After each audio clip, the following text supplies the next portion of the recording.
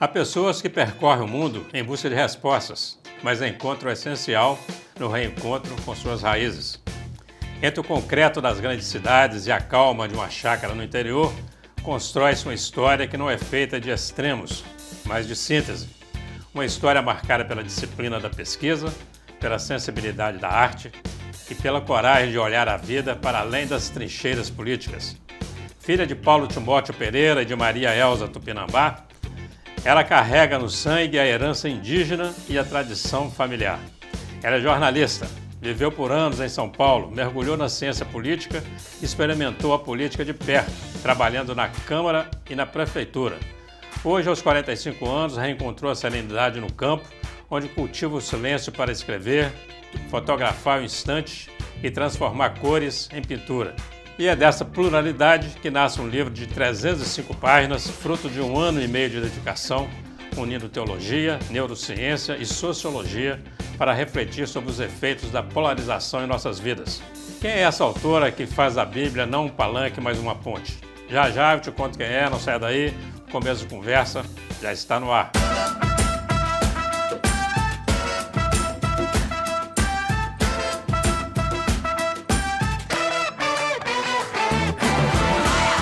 Olá, estamos iniciando mais um Começo de Conversa, o programa de entrevistas mais assistido da região, que você pode acompanhar pela UNEC TV, mantida pela Fundação Educacional de Caratinga, pela TV Sistec, pelo Super Canal TV e, claro, pelas mídias digitais. Quando a política parece ferir a ética, é preciso buscar outra forma de enxergar o mundo. Quando os rótulos tentam aprisionar, é necessário encontrar uma terceira via. Foi no diálogo entre fé, ciência e experiência pessoal que nossa convidada descobriu sua voz como escritora. Ela é sobrinha do cantor Agnaldo Timóteo, com quem conviveu de perto em São Paulo, onde aprendeu a força da presença pública, mas também os riscos da polarização. Retornou a Caratinga há 10 anos e, desde então, tem dedicado sua vida à comunicação e ao posicionamento de marcas. Agora estreia como autora com o livro Esquerda ou Direita? Escolha a Bíblia, uma obra que não divide, mas une. É com alegria que o Começo de Conversa recebe hoje a jornalista e escritora Poliana Monique Tupinambá Timóteo. Poliana, seja muito bem. Obrigada. Prazer te receber no Começo de Conversa. Prazer é todo meu e que abertura genial. Nossa, que equipe linda. Parabéns. Eu tive o prazer de ir no lançamento do seu livro. Quero mostrar aqui para o pessoal, dar um foco para nós aqui, ó. É o livro da Poliana. E eu queria falar, porque esse livro tem o apoio. Eu gosto de falar quem apoia, porque assim, é tão bacana as pessoas apoiarem a cultura, né? Grupo Favene é apoiadora, a Carvalho Negócios Imobiliários, do nosso amigo Geraldo Ratão, um grande abraço, meu irmão, a Faeco Jalecos e a Dilma Joias. Isso mesmo. Esses 4 patrocinaram essa tiragem aqui. Lançamos o livro juntos. Que bacana, né? Muito bem, parabéns aos apoiadores e parabéns a você por essa obra. Vamos conversar muito sobre isso, mas antes eu queria falar um pouco de você. Vamos lá. Tem 10 anos que você retornou para Caratinga. Sim. Você veio de São Paulo para cá? Sim. Saiu da maior metrópole da América Latina e veio para cá e foi para uma chácara. Me conta que história é essa. Lá em São Paulo eu morava bem no centro da cidade. É. Podia ir a pé para Paulista ou para Sé, Paulista, estava ali no meio. É. E aqui eu vim para essa chácara no meio do mato e foi tipo 180 graus de mudança. Mas o que é mais interessante é que eu continuo amando São Paulo e amo muito a minha realidade hoje. Eu vejo que cada uma me agrega de uma forma diferente. São Paulo me ajudou a olhar para fora, né? E ali o matinho, né? A chácara me ajudou a olhar mais para dentro e mais para cima também, com mais centralidade, eu acredito. Então, agregou muito. Bacana. E em São Paulo, como que foi trabalhar? Você trabalhou com o Agnaldo. Sim. Na campanha dele para vereador de São Paulo. Sim. É isso? Conta como é que foi trabalhar com isso, com política mesmo, e com político, né? O Agnaldo Timóteo, da força do Agnaldo Timóteo. Já aproveita e me fala como é que é isso, essa relação de sobrinha trabalhando contigo, isso deu certo, dava briga? Dava. É. Começando pela briga, dava, claro, com certeza. Eu trabalhei com ele em 3 campanhas. A primeira, eu cheguei como aprendiz, assim, tudo era novo. Eu cuidava mais da parte de logística, né? Material que precisava ser distribuído, para onde e tal. A partir da segunda, eu já entrei como coordenadora da campanha dele na parte das demandas, das visitas, de onde ia. Tinha o chefe de gabinete que era o mentor da parte financeira e eu trabalhava mais essa questão de onde ir, por que ir, o que levar, o que dizer, como trabalhar, o que resgatar, né? Trazer informações sobre cada um daqueles grupos que a gente estava às vezes visitando, ou bairros, ou famílias, e fazer com que aquilo que ele já havia feito tivesse uma ligação, um elo com aquilo que a gente estava buscando entregar no novo mandato dele. E na terceira campanha, eu fiquei até a metade. Né?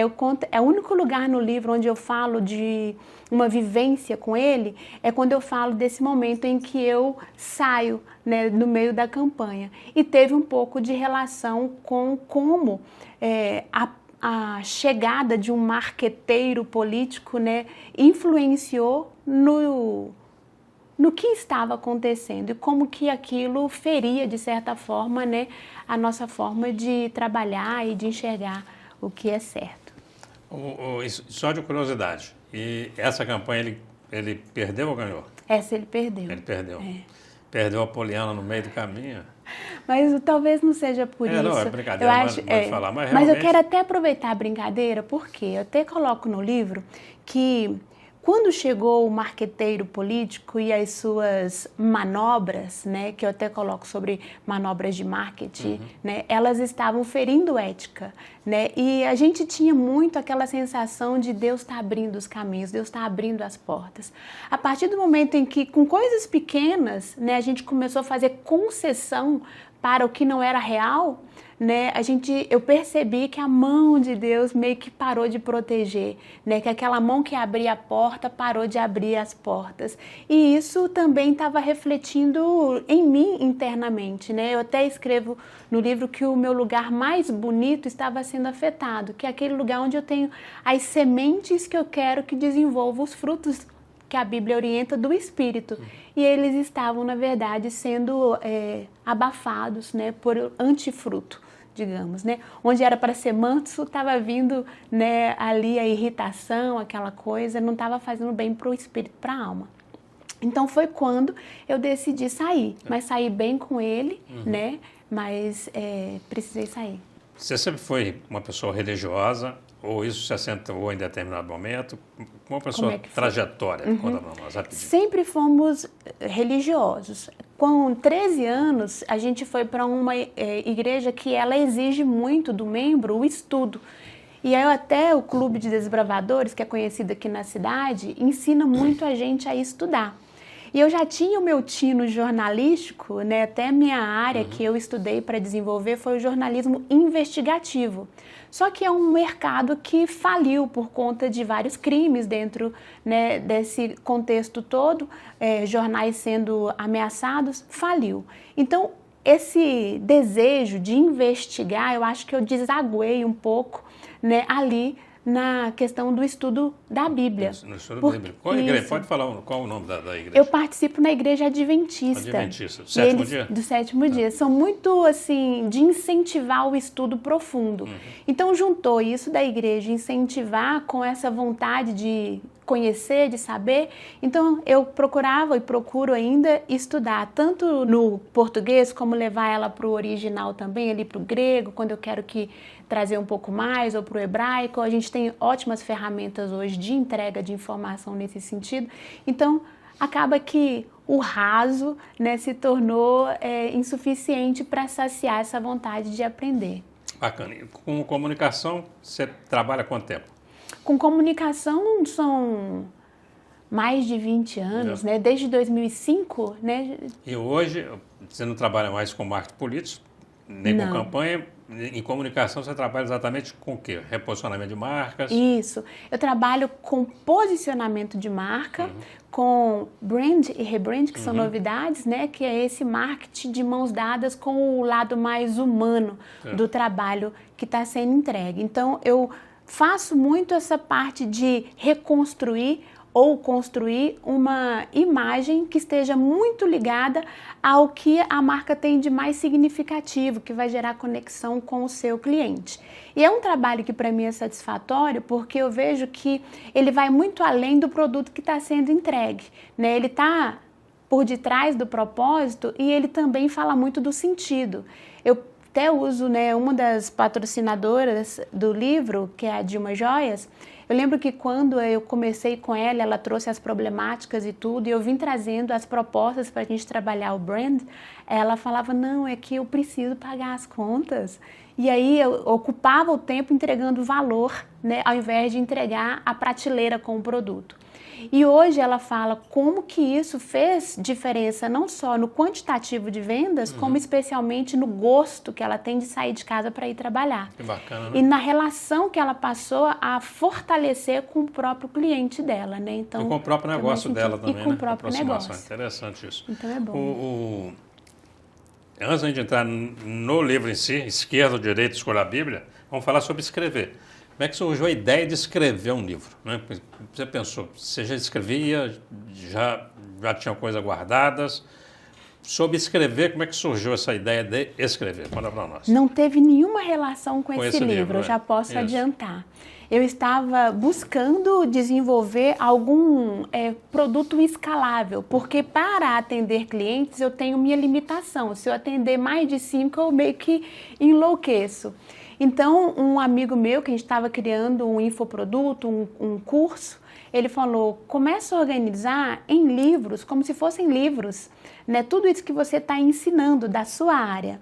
E aí eu comecei a organizar em livros, ele falou, mas para que seja algo que você consiga escalar, cria ao invés de ser um livro, uma coleção, que cada uma deles você vai entregar um pouco de informação sobre o todo que você teria para entregar. Então eu sentei para construir essa coleção. Livros técnicos, não falando de técnicos, da área da comunicação. Justamente. E foi quando eu ouvi uma vozinha falando assim, eu quero o dízimo dessa sua entrega à escrita. E aí eu falei, tá bom. Aí eu coloquei um livro religioso, sem saber título e nada, no final da lista. E comecei a escrever o livro que era o primeiro da coleção. E nisso a vozinha falou, dízimo é primícia, e primícia vem primeiro. E aí eu fiz de conta que não estava ouvindo e continuei ali. Fez de surda? Fiz. Eu sei que é vergonhoso, mas eu fiz. Eu fiz de conta e continuei. 6 meses se passaram, eu consegui terminar o arquivo bruto, estava na fase... Do primeiro livro. Do primeiro livro. O nome dele é Líderes Híbridos. Ele faz uma fusão entre aquilo que Nicolau Maquiavel ensina no livro Príncipe, né, sobre o que é ser um líder, aquele líder que vem, né, pelo medo, aquela imposição toda, com o monge executivo, que traz aquela postura do líder mais servil. Então, o Líderes Híbridos, ele faz essa fusão e traz esse líder que está ali no meio, que trabalha muito respeito do seu liderado. Bacana. Né? E aqui nós fazemos uma pausa agora, porque nós vamos fazer um rápido intervalo. Tá, volta para o joia. segundo bloco, você não sai daí. A gente volta para poder, de fato, entrar na ideia do livro Esquerda ou Direita. Você vai terminar seu raciocínio, nós voltamos já já. Olá, estamos de volta com o segundo bloco desse começo de conversa, recebendo aqui hoje a jornalista e escritora Poliana Tupinambá. Pois é, então vamos lá. Aí você estava terminando o primeiro livro dessa série que era livros técnicos. Pode retomar seu raciocínio. Isso. Daí ele pediu para eu colocar como prioridade, eu não coloquei. Quem pediu? Uma voz? A voz, eu sinto que é a voz vinda de Deus ou do Espírito Santo, porque era uma coisa que incomodava. Ela não estava vindo para poder passar a mão na minha cabeça no que eu estava fazendo, estava me incomodando. E eu continuei. E eu ignorei até terminar o livro, porque na minha mente estava o seguinte, eu faço esse primeiro, levanto um recurso com esse e depois eu faço o outro. Já estou para lá do meio, quando eu comecei a resistir, né? Para lá do meio, eu termino ele primeiro. Até que o inesperado aconteceu. A moça que estava, estagiária, que estava me ajudando, pediu, inscreveu lá o PDF, pediu o ISBN. Eu tenho o ISBN que saiu primeiro do que esse daqui, né? Isso em dezembro de 2023. E aí, nesse processo da gente revisar o livro e passar ele, né, diagramar ele, o meu computador estragou. E na hora que ele estragou, eu falei, não é possível. Né? Terminando o livro, agora eu estou sem condição de E perdeu continuar. o arquivo? Não. Aí eu levei ele para consertar. O rapaz falou, ó, deu ruim na placa-mãe, né? Já que você vai montar outro e você quer um melhor, vamos montar o i7. Quanto que fica? Perguntei, ele falou, fica por 5 mil. Eu olhei no bolso, não tinha esse valor, eu falei, então vou ter que esperar. E aí o Espírito mesmo que estava falando falou, eu te disse que eu preciso do outro que é prioridade.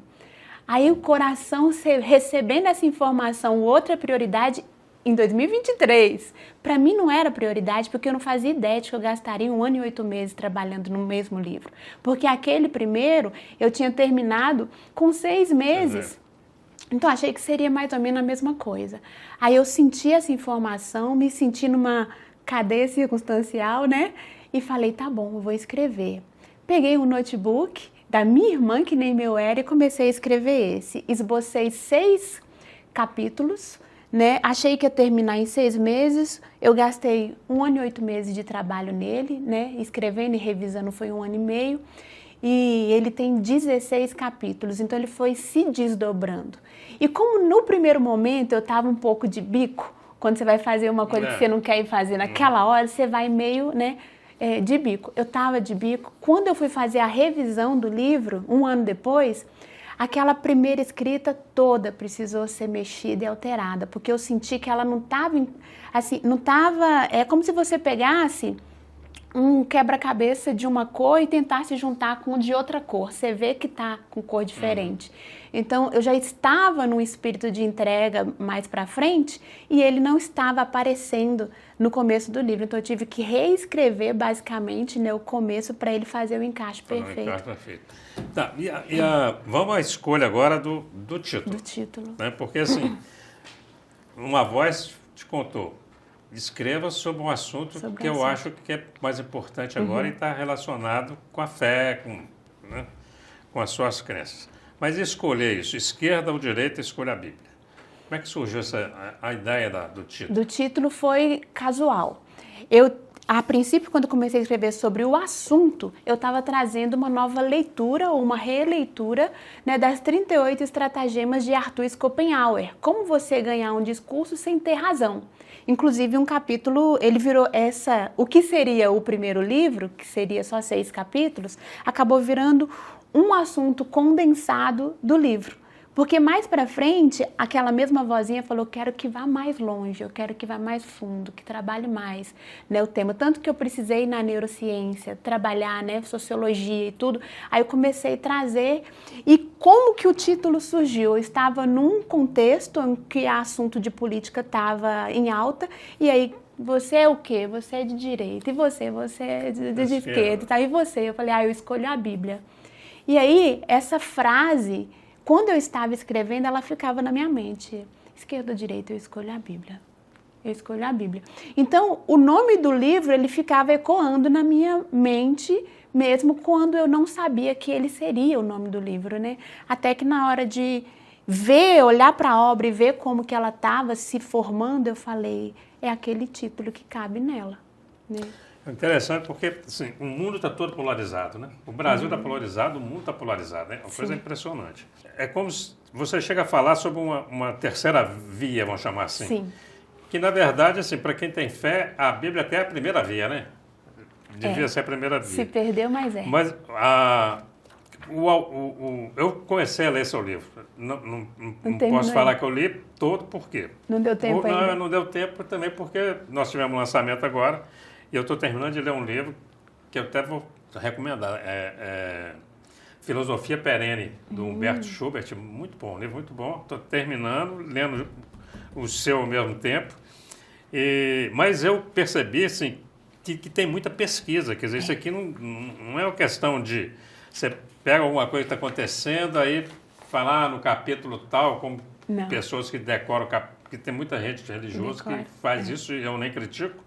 Acho até interessante eles conseguirem gravar. No versículo tal, fala e você vai lá e está lá mesmo, conta, né? Eu não dou conta de guardar isso. Mas não é isso. Na verdade, assim, tem uma relação, tem uma pesquisa. Isso aqui dá muito trabalho. Isso aqui não é uma coisa que...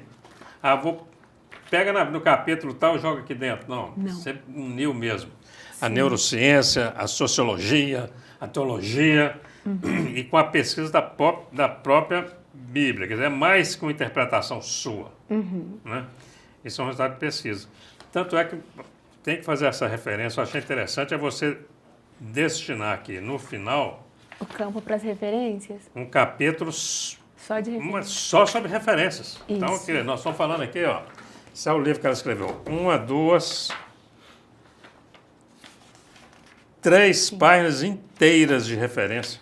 Como a gente tem em artigo científico, né? Porque eu sou doutor em administração, publico também artigo científico e a gente é obrigado a ter essas referências todas, porque é onde você vai buscar informação para sustentar uma tese sua. Justamente. Né? Então, porque não é comum você ter no livro, um livro que você publica tantas referências. Né? Você, você vai escrevendo, você faz a menção a um autor ou outro, então você vê que você teve trabalho para pesquisar. Tem que ter durado mesmo um ano e quanto tempo?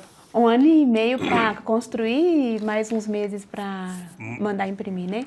Fazendo pesquisa. Então, assim, é um livro que deu muito trabalho. Deu. Mas foi muito gratificante, com certeza, né? Sim, e como é o primeiro livro com esse tamanho, né, todo, e também com uma temática tão sensível, o que foi difícil dentro desse trabalho de pesquisa foi organizar as informações, porque pensa uma mente que estava cheia de informação e agora estava diante de um dilema. Como que eu organizo isso, né, para poder entregar de forma clara, didática e respeitosa em cima de um assunto tão sensível? Porque mexendo aqui, eu poderia, né, riscar um fogo e estourar com alguma coisa. Então, tem até o final do capítulo 7, eu penso, a pessoa que chegar aqui, ela vai achar que eu sou de um lado do outro movimento. Mas quando ela chegar no final do capítulo 12, ela vai achar que eu sou do outro lado do outro movimento. Porque no começo do livro eu até consigo trazer exemplos dos dois lados. Mas especialmente nesse contexto de desconstruir a certeza que a gente acha que tem, a gente acaba não conseguindo equiparar o tempo todo. Uma coisa ou outra, num determinado capítulo eu enfatizo mais e aí depois eu vou ter que enfatizar o outro mais. A questão da polarização, assim, eu até tinha iniciado essa fala de que o mundo está todo polarizado e às vezes nem é só a política, está polarizado um monte de questões. Né? O homem parece que aprendeu a viver em polos, né? Que é uma coisa muito complicada. No caso da política e no caso do Brasil, você não acha, por exemplo, eu acho que a própria política, ou a maneira de fazer política, ela é culpada por essa polarização, Sim. mas que alguns, aí a gente não pode falar que é religião, mas alguns religiosos também o são. Por quê? O que você percebe? Eu queria falar um pouquinho sobre isso. Alguns políticos, né, que transformam a tribuna em lugar de pregação, porque tem isso, e alguns púlpitos de igreja que transformam também o local em momento de pregação política, porque inverteu. Né? Infelizmente, assim, não estou falando só de pastor, não é padre, é pastor, você vai achar de tudo em todos os lugares. Gente que leva a doutrina e divulga com os fiéis os ensinamentos de Cristo dentro da ótica religiosa, e outros que transformam mesmo a igreja em palanque político, a gente sabe disso. Né? E o inverso também na tribuna, você vê deputado que em vez de estar lá olhando leis, está fazendo pregação. Né? Então, complicou tudo. Isso tudo não ajuda a criar ainda mais essa polarização, quer dizer, o Estado laico não seria, talvez fosse mais sensível a uma redução da polarização? Queria fazer essa pergunta, fazer um rápido intervalo, você não sai daí, nós voltamos com Poliana Tupinambá e a obra Esquerda ou Direita? Escolha a Bíblia, já já. Olá, estamos de volta com o último bloco do Começo de Conversa, e você que chegou aí agora para acompanhar um final de bate-papo sensacional, nós estamos conversando aqui com a jornalista, escritora, comunicadora Poliana Tupinambá. Um bate-papo sensacional, tá muito bom, Poliana. Vamos lá, te provoquei, você pode começar respondendo. Professor, o senhor mexeu num vespeiro.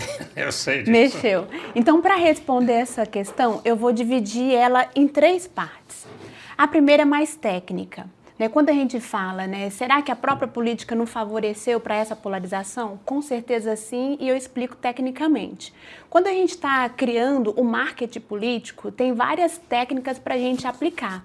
E quando a gente aplica essas técnicas, é muito mais fácil você aplicar em polos do que você aplicar entre um candidato e uma turma de outros candidatos. Então, tecnicamente, é mais fácil para o coordenador de uma campanha política trabalhar com o oponente, um oponente, e não com vários.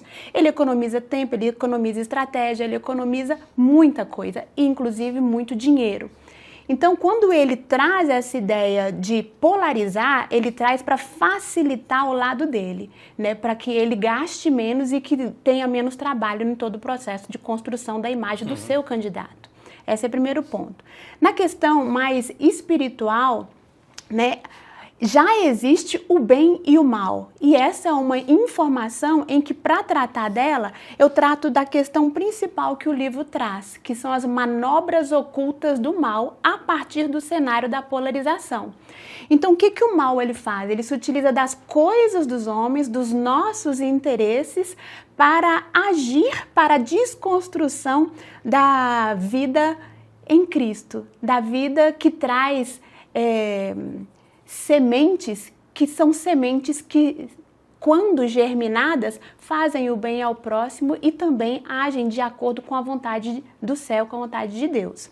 E quando a gente fala dessa ideia de bem e mal, né, o que o mal quer? Ele quer trabalhar no seu e no meu coração, né? Então, para ele, é muito interessante criar aqui na Terra um contexto em que se crie uma arena onde tem dois lados.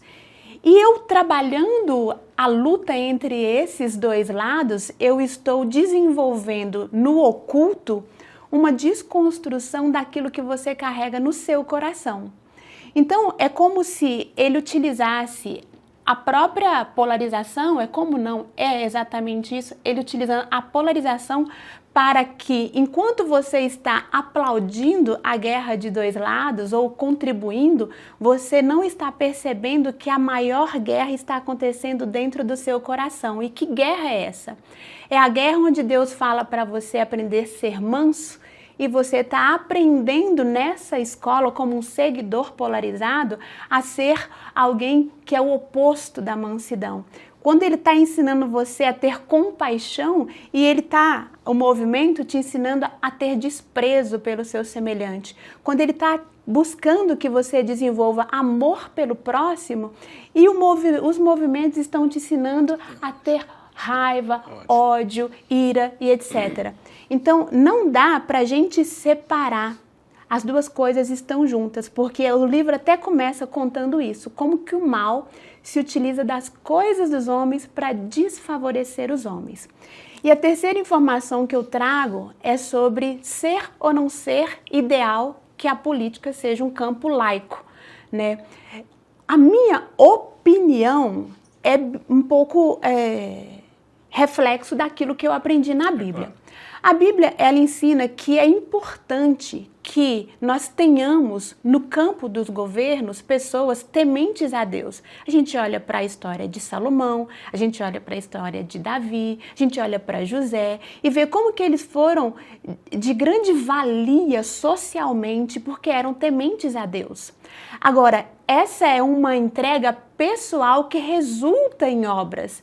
É diferente de eu usar a temática da fé para inflamar pessoas, né, e para criar contextos que mais se desfavorecem do que se favorecem.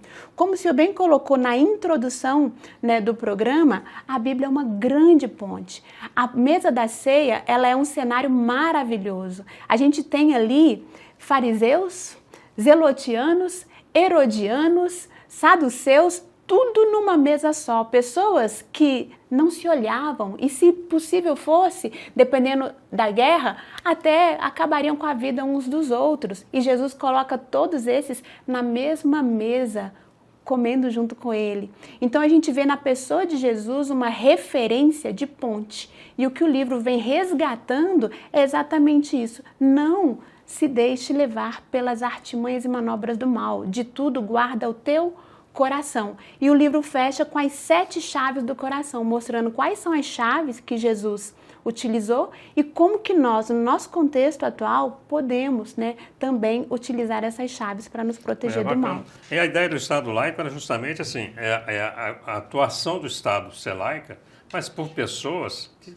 guardam suas crenças, têm a sua fé, pessoa temente a Deus. Como você imagina que uma pessoa que lê a Bíblia, ela é temente a Deus, ela nem precisa expressar isso, porque ela vai ser um bom deputado, um bom juiz, um bom senador, um bom vereador, um bom prefeito. Por quê? Se ele é temente a Deus e segue a Bíblia, não vai roubar, não vai matar, não vai ofender, né? Não é isso? E o triste dessa polarização, quando você vê no caso do Brasil, por exemplo, é você ver pessoas polarizadas por conta de nome de pessoas. Às vezes nem é por conta muito de ideologia, é a questão de um líder A e um líder B, como se eles fossem Deus, né? Deus está na Bíblia, né? Você falou uma coisa... Porque eu vou polarizar sim, vou polarizar por Jesus. Olha que coisa boa, né? Porque Jesus era um cara fantástico, né? Só ensinou coisa boa e só quer o bem. Justo. Então, não, mas eu fico preso no fulano A, no B, que, vamos falar a verdade, não estão nem aí pro eleitor, vamos falar a verdade. É sério. Assim, usa a simplicidade do eleitor para polarizar, ter um grupo para poder mantê-lo no poder, infelizmente. Um dos capítulos do livro chama O Seguidor e o Eleitor, né? Ele vem mostrando o que é ser um e o que é ser outro, e por que o mal se interessa em que nós sejamos seguidores dos movimentos polarizados e não eleitores de um determinado candidato, né? E quando o senhor pega e fala, né, que o que a gente vê não necessariamente representa uma preocupação com a sociedade... É claro, porque a gente vê a sociedade adoecida. Você chega uma pessoa polarizada e pergunta, você está feliz? Estando polarizado? Não. O coração dela já está respondendo a angústia. O capítulo 2 do livro fala dos sentimentos e emoções que a polarização evoca e como que eles são facilmente manipuláveis pelo mal. Tem ira, ansiedade, raiva e por aí isso afora. tudo para grupos, né? Familiares, por exemplo. Então a polarização ela chega na família, no trabalho. Então, assim, deixa de ser só uma coisa na época de campanha política para poder interferir no seu dia a dia. Então, assim, amigos se afastam, familiares se afastam, coisa triste. E o que o senhor falou que eu achei muito importante, eu vou só negritar, o senhor falou, o líder político, que também é religioso, o interesse de Deus em que ele esteja lá é para que as obras deles sejam benéficas para a sociedade, né? E não para que ele crie um clima para que as pessoas fiquem se julgando umas às outras.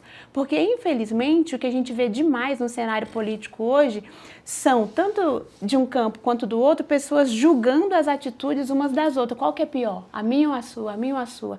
E esse não é o intuito da Bíblia.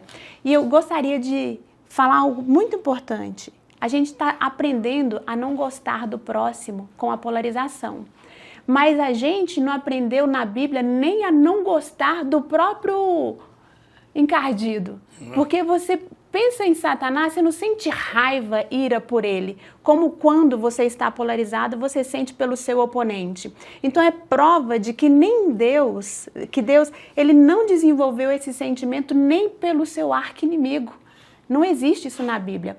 E quando um ateu chega para alguém e fala assim, eu sou ateu, você não tem raiva dele, você tem compaixão.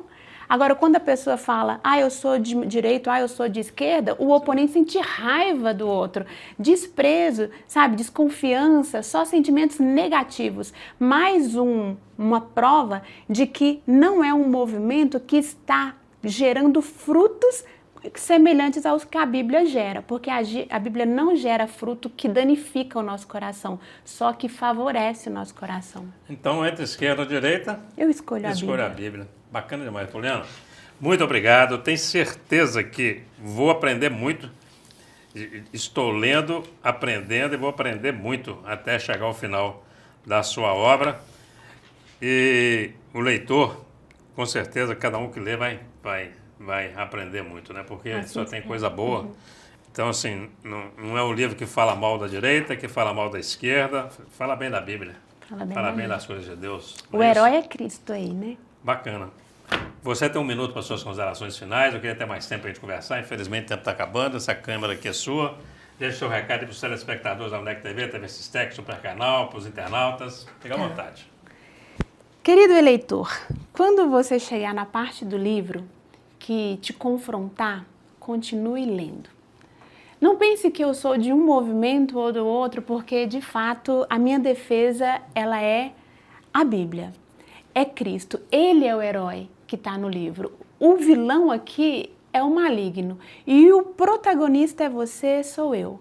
Então, para que você até tenha uma história bonita ao lado de Cristo, veja o que ele fez nas polarizações que ele vivenciou, aprenda com ela e replique. Esse é o meu desejo, professor, esse é o meu desejo como fruto, né, dessa obra. E como que as pessoas conseguem adquirir seu livro? Conta para nós. Tá, em Caratinga, elas podem adquirir na livraria Caratinga, Ótimo. né?